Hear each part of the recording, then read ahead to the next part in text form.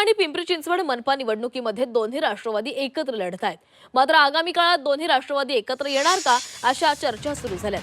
काल झालेल्या पत्रकार परिषदेमध्ये अजित पवारांनी या संदर्भात सूचक वक्तव्य केलेले.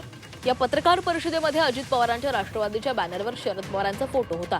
यावरूनच पत्रकारांनी अजित पवारांना प्रश्न केला. बॅनरवर पवारांचा फोटो कायम राहणार का असा प्रश्न अजित पवारांना विचारण्यात आला आणि यावेळी तुमच्या तोंडात साखर पडो असं सूचक वक्तव्य अजित पवारांनी केले. अजित पवारांच्या वक्तव्यामुळे दोन्ही राष्ट्रवादी एकत्र येणार का याबाबत राजकीय वर्तुळात चर्चा सुरू झाल्या. दरम्यान अजित पवारांनी भाजपची साथ सोडावी आणि मूळ राष्ट्रवादीमध्ये परत यावं, विलीन व्हावं असा सल्ला संजय राऊतांनी अजित पवारांना दिला आहे.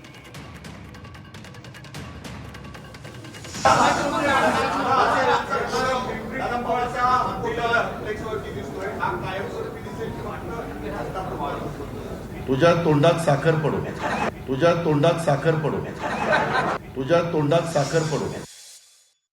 पवारांनी भारतीय जनता पक्षाची साथ सोडावी आणि मूळ राष्ट्रवादी पक्षात विलीन व्हावं. अमित शहानं दिलेला पक्ष त्यांच्या हातात तो मूळ राष्ट्रवादी नाही हे त्यांनाही माहिती आहे.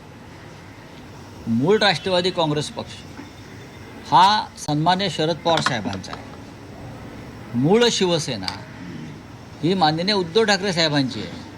पण अमित शहांच्या मस्तीपायी आणि माजोरडेपणापायी हे दोन्ही पक्ष दुसऱ्यांच्या हातात त्यांनी ठेवले.